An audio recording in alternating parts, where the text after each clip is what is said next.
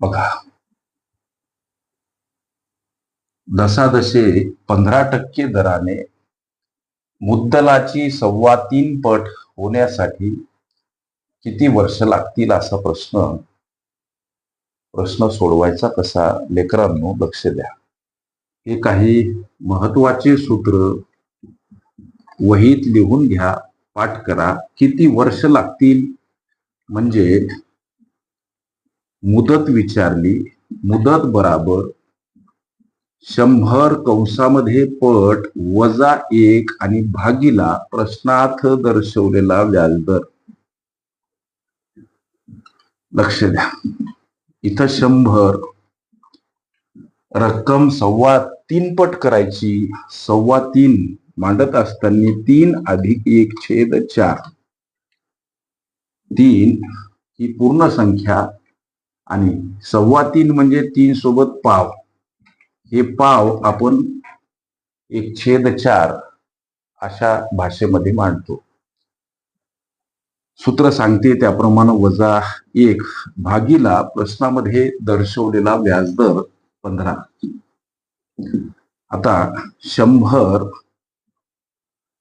कंसामध्ये 3 अधिक 1/4 पूर्णांक युक्त अपूर्णांक याचं अंशाधिक अपूर्णांकात रूपांतरण करत असताना छेदाने पूर्णांकाला गुणणे, त्यामध्ये अंश मिळवणे, छेदस्थानी छेद जसाच्या तसा. अर्थात 4 तिरी 12 आणि 1 13 छेदस्थानी 4 वजा 1 भागीला 15. लेकरांनो लक्ष द्या. आता 100 कंसामध्ये परत पूर्णांक युक्त अपूर्णांक त्याचा अंशाधिक अपूर्णांकात रूपांतरण करत असताना छेदाने पूर्णांकाला गुणणे, वजा असेल तर अंश वजा करणे, छेदस्थानी छेद जसाच्या तसा. अर्थात 4 1 4 वजा 13 छेदस्थानी 4 आणि भागीला 15. गणिताला इकडं वळत करा.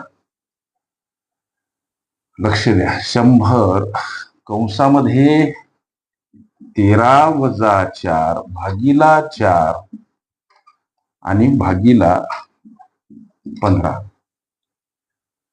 म्हणजे 100 अंशातील ही वजाबाकी 9 छेदस्थानी 4 भागीला 15. लेकरांनो 4 गुणीला 25 म्हणजे 100 आणि 5 तिरी 15 5 5 25 3 1 3 सर 3 तिरी 9 म्हणजे 5 आणि 3 उरतात. 5 गुणीला 3 अर्थात 15 हे उत्तर आलं लेकरांनो वर्षामध्ये. दशादशे 15% दराने मुद्दलाची 3.25 पट होण्यासाठी किती वर्ष लागतील? 15 वर्ष हे या प्रश्नाचं उत्तर पर्याय क्रमांक बी मध्ये दर्शवलेलं आहे. ओके. दुप्पट, तिप्पट, चौपट, पाचपट ही माझी प्लेलिस्ट अवश्य बघा. त्यामध्ये विविध स्पर्धकांनी विविध अंगांनी विचारल्या संभाव्य अशा असंख्य प्रश्नांचा सराव तुम्हास करता येईल. ओके.